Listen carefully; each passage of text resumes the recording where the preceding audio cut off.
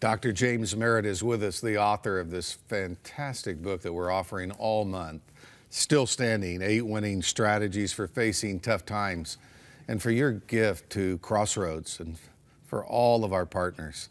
This is a book we really feel like will help you, help your children, grandchildren, so much practical advice from a veteran in ministry who's counseled presidents on down in the United States. His ministry has been in a class all of its own. Dr. Merritt, Chapter 4, Life is Not Fair. And I think about CEO Truett Cathy of Chick-fil-A, who said, life's not fair, get over it, get used to it. But you bring in the story of Joseph.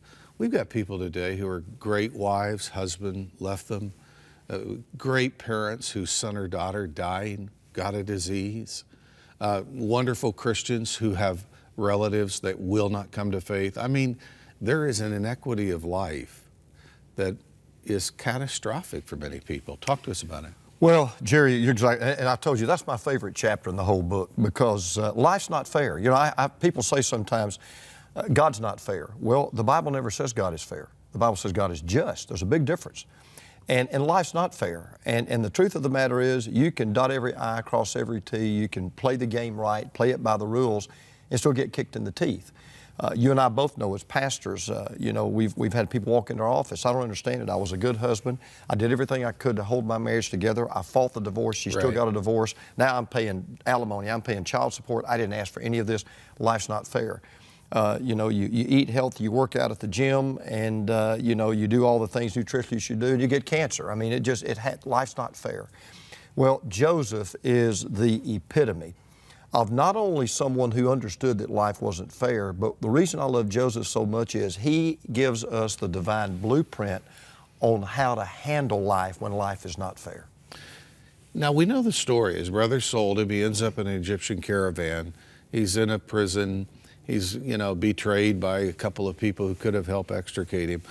How do we get that to us today? Because there's a good ending to that story. You know, from the prison to the palace. Yeah. How do we apply it to the people listening today? Well, here's a great example. I mean, this has happened so many times in our economy in the States. I've had so many people. Just recently, a deacon came up to me this past Sunday in my church. Been with the company for a good long time, loyal employee, worked hard, you know, was a credit to his organization, and he gets the pink slip because somebody else is younger and they can pay someone else less. You know, we've all seen the story. And the fact of the matter is there are people out there right now, they're bitter against God, they're bitter against an employer, they're bitter against an ex-spouse because they were not treated fairly. Right. And the thing that I've learned through this chapter is there's a statement, Jerry, that's repeated several times. It's almost humorous in a way. When you read the life of Joseph, you know, as you say, you know, because of no fault of his own, his brothers sell him into slavery. He's thrown into a pit, and then he's taken to Potiphar's house, becomes just an ordinary run-of-the-mill, you know, minimum hour slave. Then he's accused falsely of rape, thrown into prison for 13 years for a crime he did not commit. And then there's this little phrase, Jerry, that keeps popping up time after time after time. But the Lord was with Joseph. Right. The Lord was with Joseph. And Joseph knew that. Now, Joseph did not respond, frankly, the way I would have responded. Because if I knew that God was with me and things kept going south in my life, I would finally say, Lord, why don't you go be with somebody else? Okay, this really isn't working out real well. As a matter of fact, knowing how my brothers had treated me, if I'd been Joseph, I would have said, why don't you go be with my brothers for a while, okay? But the fact of the matter is, when Joseph was in the pit and when Joseph was in that prison, God was with Joseph. Because the thing that I would say to anyone out there right now that's really battling bitterness because life hasn't been fair, when life is fair or when life is not, God is with you. That's God's always with you. And then something else we learned, because you said the story had a good ending. God is not only with us, God's working for us. It's like a chessboard. You may not see it, but God's moving the pieces around. And eventually you're going to come out victorious. You're going to come out the winner, but you've got to continue to maintain your faith in the Lord. Because here's the thing that I learned from Joseph. People don't really care what happened to you, Jerry, or what happens to me. They really don't care because they got their own problems. Right. What they care about is, how does Jerry Johnston respond when life kicks him in the teeth. How does a James Merritt respond? Do you really believe what you preach, or is it just words? And if you're a follower of Jesus Christ today, I would ask you, we talked about this earlier, is the Bible just a bunch of words? Is it just some cool stories in there that make you feel good? Or are they principles that are really true and principles that really work? And one of the things that Joseph learned, and Joseph teaches us, is when you really trust God, regardless of the circumstances. It's when you really trust God, even when life is not fair, that you'll find God is working the strongest for you. There is a silence period when we're suffering, when the inequity of life. 13 years Joseph's in prison. We don't read anything about an angel visiting him, anybody communicating to him. And so we have some people right now that are in that silence period. You use the word perseverance. I always liked reading Forbes because, you know, every business icon that made it, many of them fell along the way. John Grisham's books were turned down 27 times. I mean, blah, blah, blah. All the stories are the same. How do you persevere when God is silent? Okay. I'll give the people who listen today 3 words to remember about Joseph. You know, there's the word pit, and there's the word prison, and there's the word palace. Here's what you have to remember about Joseph. Yeah, everybody did live happily ever after. Joseph finally did get to the palace, right? But if there had been no pit and no prison, there'd been no palace. Right.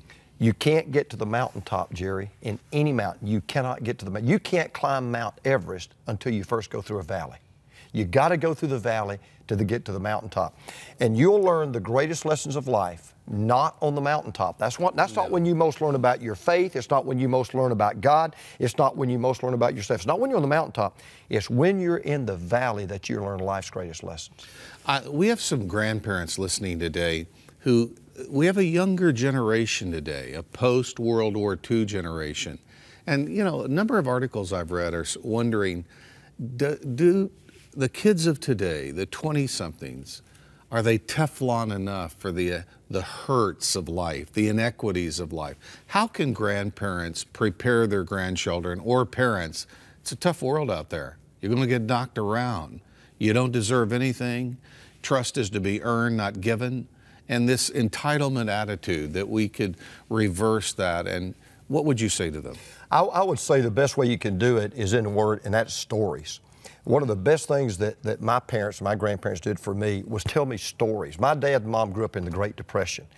And every Christmas, my mom's 92 years old today, Jerry. Wow. My mom has not missed, in my 60 years of living, my mother's never missed every Christmas telling me how one Christmas, all she got for Christmas was 2 pecans and an apple. She tells me that every Christmas. But it's good. It reminds me to be thankful for what I have.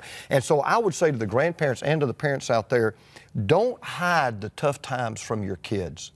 Don't hide the difficult things that you went through. Let your kids and your grandkids know, no matter how much you love Jesus, you're going to go through tough times. But if you'll believe that He's with you and know He's with you and you'll trust Him, He'll get you through them. One of the challenges of people who think in North America that God's going to bless you and everything's going to be good is, I was preaching in Bethlehem, and every Christian in there had gone through all kinds of problems. You've traveled globally. You know the global scene. Life hasn't been fair for millions of Christians in a lot of countries, has it? The vast majority, as a matter of fact, you know, there is more persecution in the world today of Christians. More Christians are dying for their faith today, probably than any time in the history of the church. One of the things I pray for every Friday are persecuted Christians. And I'll tell you this, one of the things that Joseph does teach us, and it's one of the things that I'll always remember about Joseph, is you need to live life every day believing that God is with you. And when you do, then it doesn't matter what happens, because then no matter what happens to you, you can say 2 things. Number 1, somehow, some way, this must have come from God, either caused it or allowed it. But number 2, I know He's going to take it, He's going to sift it in my life, He's going to use it to teach me what I need to know, and He's going to use it for my good and for His glory. Dr. James Merritt pastors over 1 million people every week in the United States through television, has an incredible megachurch there in Atlanta, and his book is going to help you get through the challenges that you're facing right now, because you're saying life hasn't been fair, Jerry. How do I get through it? Make the telephone call and get this book and share it with a friend and move from that prison to the palace, to the blessing God has for you.